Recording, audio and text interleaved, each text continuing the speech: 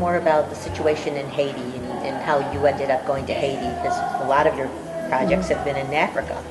Right, right. Haiti was just a new twist on the same thing. What happened was my last trip to Africa was in 2006. Then, as usual, life gets in the way. You get busy with things, and so I wasn't able to coordinate any more trips to Africa at that time. And one time I was going to the Catholic Medical Association White Mass and dinner, and that was in 2010. Or excuse me, no, that was in 2009. It was before the earthquake. And at that dinner, there were some tables outside in the hallway that had different ministries that you could, if you were interested in, to look at. And one of the tables was this trip going to Haiti. And I thought, oh, wow, that sounds interesting. I wouldn't mind doing that. So I picked up the paperwork and took it home with me, and promptly misplaced it and kind of forgot about it because the trip wasn't going to be for a few months, so I just kind of thought, oh, I have time. Then in a little bit of a panic in December of that year, I started thinking, I know that trip's coming up soon. I need to find out when that is so that I can go. What was driving you to go to Haiti? Oh, because I missed it. I missed not being, I hadn't gone on a mission trip since 2006, and here it's 2009, 3 years later, and I'm thinking, oh, wow, I really need to get back into this, and I want to get back into this. So that's the driving force. I mean, once you give in that way and you just receive so much, it's a no-brainer. It's just like, your heartstrings have been pulled at and captured, and you don't give it up. You just keep doing it. It's such a blessing. So anyway, this nun that I was doing some volunteer work for, I was seeing patients in her indigent clinic for her. I asked her, I said, is there any way you can find out about this Haiti trip for me, the contact information that I need, because I really think I'd like to go. And so she got me the information. I called the lady. I agreed to go, and that was at the end of December. And then January 10th, the earthquake hits, and I'm thinking, oh my gosh. But that was such a blessed trip as well. I mean, it was really very, very sad to see the amount of destruction that there was. I mean, the bishop's house and a bunch of, seminarians got killed, and there were a lot of people that got killed. There's a lot of displaced people in those little tent villages, and it was a really big mess. But we were able to, there were another physician and myself, we brought a bunch of medications, and we saw about 400 people in 3.5 days up in the mountains. It was a blessing. And we've been going back to that community ever since, and we keep in contact with them, and we're trying to help them get a little bit self-sufficient there.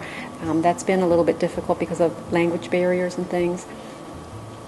They do have not a nurse, but a student right now in nursing school that hopefully once she graduates, she's going to stay in the community, and we'll be able to work with them more that way, because that really the best that you can do for someone or with someone is to help them to help themselves, rather than always just kind of, How has the secular Franciscan woven into this story of Margie?